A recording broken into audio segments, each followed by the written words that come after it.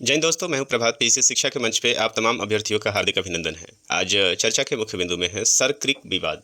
इस बिंदु के ऊपर काफ़ी सारी चर्चाएं अभी हो रही है। खासकर आप 3 सितंबर का यदि आप न्यूज़पेपर आप लोगों ने देखा होगा तो चाहे वो दैनिक जागरण हो, चाहे वो द हिंदू हो, सभी बड़े मंच ने इस मुद्दे को उठाया है। और उसका सबसे बड़ा कारण आप देख सकते हैं कि अभी हाल फिलहाल में ही इस सर क्रिक के पास पाकिस्तान मिलिट्री की डेवलपमेंट देखी गई है और वहाँ पे अभी सेना की तैनाती जो है वो बड़े स्तर पे की जा रही है। तो इसी से संबंध में ये पूरा का पूरा टॉपिक रहने वाला है। परीक्षा के दृष्टिकोण से काफ़ी इंपॉर्टेंट है, क्योंकि भारत पाकिस्तान के संबंध में जो भी मुद्दे आते हैं वो हमारे परीक्षा के दृष्टिकोण से इंपॉर्टेंट होते हैं। तो आइए चलते हैं, सेशन में बढ़ते हैं आगे। बात करेंगे हम लोग यहाँ पे सरक्रिक विवाद का, जो हमारे परीक्षा के दृष्टिकोण से काफ़ी इंपॉर्टेंट हो सकता है। चैनल में आगे बढ़ने से पहले आप सभी को याद करा दें कि यदि आपने चैनल सब्सक्राइब नहीं किया है तो निश्चित रूप से चैनल को सब्सक्राइब कर लें और अपने दोस्तों के बीच में भी शेयर करना न भूलें। आइए चलते हैं अपने सेशन में, बात करते हैं। सबसे पहले आइए इस 3 अक्टूबर के न्यूज़पेपर की हेडिंग को जरा देख लें आप। यहाँ पे हेडिंग क्या दिया जा रहा है? सरक्रिक में नापाक हरकत का जवाब, इतिहास भूगोल बदल देंगे। हमारे डिफेंस मिनिस्टर माननीय राजनाथ सिंह जी का ये बयान है। और ये आपको पता है कि विजयदशमी के दिन अस्त्र शस्त्र की पूजा होती है और इसी पूजा के दौरान जब L-70 गन का ये पूजा वहाँ पे कर रहे थे तो उसी के संबंध में ये पूरा का पूरा आपने देखा होगा कि ये प्रकरण सामने आया था। यहाँ पे देखें आप, रक्षा मंत्री ने भुज में सैनिक के साथ मनाया दशहरा, शस्त्र पूजन भी किया है। कच्छ के रन में पाकिस्तान की सैन्य बुनियादी ढांचे में विस्तार पर राजनाथ ने दी चेतावनी। तो ये बात स्पष्ट आप समझ लें कि जब कभी भी राजनाथ सिंह या कोई भी डिफेंस मिनिस्टर या प्रधानमंत्री की कोई स्ट्रेटेजिकल विजिट होती है किसी विशेष स्थान पे, तो अपना कुछ महत्वपूर्ण उसका मुद्दा होता है। और इस बार ये जो इन्होंने पूजन किया है, ये पूजन किया है गुजरात के कच्छ वाले एरिया में, मतलब भुज में ये हुआ है। और आपको पता है रन ऑफ कच्छ में जो सबसे इंपॉर्टेंट मुद्दा है वो मुद्दा क्या है? सर क्रिक का मुद्दा है। आइए देखते हैं, सबसे पहले मैप में देखें कहाँ है ये सर ऑफ क्रिक की बात हम लोग करेंगे। तो यदि आप अपने मैप को जूम करेंगे तो जूम करें तो आप देखिए गुजरात का अरबियन सी के पास जो गुजरात का हिस्सा है, गुजरात के हिस्से के पास आप देखेंगे तो बिल्कुल ही जो हमारा बल जो बाहर की तरफ निकला हुआ है, जहाँ पे पाकिस्तान का क्षेत्र और भारत का क्षेत्र मिल रहा है। यहाँ पे तीनों ही दोनों चीज़ मिलेंगे आपको। यहाँ पे लैंड बाउंड्री भी आपको मिल जाएगा और यहाँ पे आपको देखेंगे कि यहाँ पे समुद्र जो अरबियन सी है पाकिस्तान के पास का, वो वाला भी एरिया मिल जाएगा। और ये दलदली क्षेत्र के रूप से जाना जाता है, जिसको हम लोग मुख्य रूप से रन ऑफ कच्छ के रूप में जानते हैं। तो आप देखेंगे यहाँ पे एक स्थान है, भारत का जो स्थान है आप देखें यहाँ पे कोटेश्वर, इसी के पास पास आपको देखेंगे कि भारत का एक एयरबेस भी मिल जाएगा जिसको हम लोग नलिया के नाम से जानते हैं। तो यहाँ पे देखें आप, ठीक यहीं पे आप देखें ये लखपत है, कोटेश्वर है, और इसी के बीच में यदि आप देखें तो दो तरह का ये वाटर बॉडीज आपको मिलेगा। एक ये है कोरी क्रिक और ऊपर में जो आप देख रहे हैं ये है आपका सर क्रिक। तो अभी और ये पूरा का पूरा जो एरिया है रन ऑफ कच्छ है, जो कि एक दलदली हिस्सा है। और इसके दक्षिण में आप देखेंगे तो ये कोरी क्रिक है और ऊपर में देखेंगे आप सर क्रिक है। और ये दोनों ही जो मुद्दा है वो भारत और पाकिस्तान के बीच में दक्षिण के क्षेत्र में हमेशा ही विवाद का बिंदु रहा है। विवाद का बिंदु क्यों रहा है इसके बारे में भी हम समझेंगे। तो सबसे पहले मैप पे आप देख लें तो ये वाला जो हिस्सा आप देख रहे हैं, कुल मिला के जो इसकी लंबाई है लगभग 96 किलोमीटर के आसपास में है, 96 किलोमीटर। और जो ये डॉटेड लाइन दिख रहा है, ये डॉटेड लाइन पे भारत क्लेम करता है, जबकि ये सॉलिड लाइन जो आपको दिख रहा है, इस सॉलिड लाइन के ऊपर पाकिस्तान क्लेम करता है।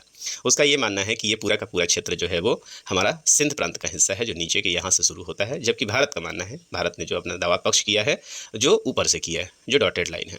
चूंकि ये एक दलदली क्षेत्र है, पानी का क्षेत्र है, यहाँ पे स्पष्ट बाउंड्री नज़र नहीं आती है और इकोनॉमिकली ये काफ़ी इंपॉर्टेंट है, साथ ही साथ स्ट्रेटजिकली भी काफ़ी इंपॉर्टेंट है। ये वही रास्ता है जहाँ से इनके लिए एक रास्ता कराची के लिए जाती है, जिसके बारे में राजनाथ सिंह ने इंडिकेट भी किया है। आइए सबसे पहले समझते हैं उनके स्टेटमेंट को। तो राजनाथ सिंह, रक्षा मंत्री राजनाथ सिंह ने भुज में एक कार्यक्रम में पाकिस्तान को चेतावनी दी है कि सर क्रिक क्षेत्र में किसी भी दुस्साहस का मुंहतोड़ जवाब दिया जाएगा। ये इस कदर घातक होगा कि इतिहास और भूगोल सब बदल दिया जाएगा। बहुत ही कड़े शब्दों में उन्होंने इस बात को इंडिकेट किया है।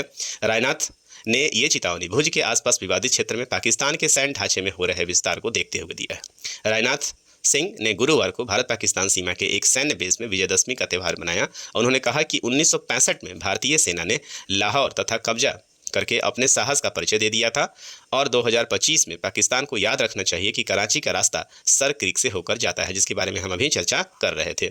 इसके साथ ही राजनाथ सिंह ने यह भी कहा कि आज़ादी के 78 साल बाद भी सर क्रिक क्षेत्र में सीमा विवाद को हवा दी जा रही है।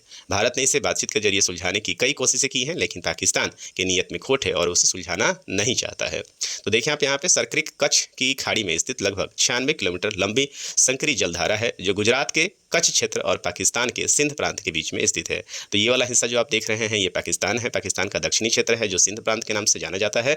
और वहीं भारत का जो ये पश्चिमी क्षेत्र है, ये भारत का गुजरात का क्षेत्र है। यह ज्वारीय क्षेत्र है, समुद्री और जमीनी सीमाओं को ये जोड़ता है। बहुत इंपॉर्टेंट ये क्षेत्र है और सामरिक दृष्टि से बेहद ही अहम है। यहाँ पे अभी हाल फिलहाल में ये बताया जा रहा है कि यहाँ पे गैस के भंडार भी उपस्थित हैं।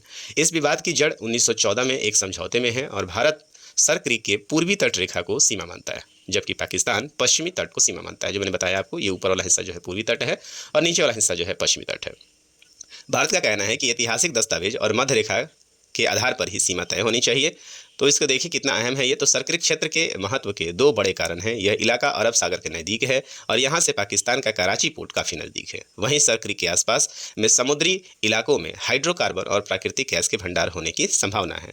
तो इस पूरे विवाद को आप देखें तो ये वाला हिस्सा अब आप देखें थोड़ा, तो ये पूरा का पूरा ये संकरी पट्टी है जो यहाँ जाते जाते क्या हो जाता है, एक नैरो हो जाता है और ज्वारीय नदमुख के रूप में जाना जाता है। तो आप देख रहे हैं ये जो क्लेम किया जा रहा है भारत के द्वारा, और ये वाला जो ग्रीन वाला हिस्सा है वो क्लेम कर रहा है पाकिस्तान।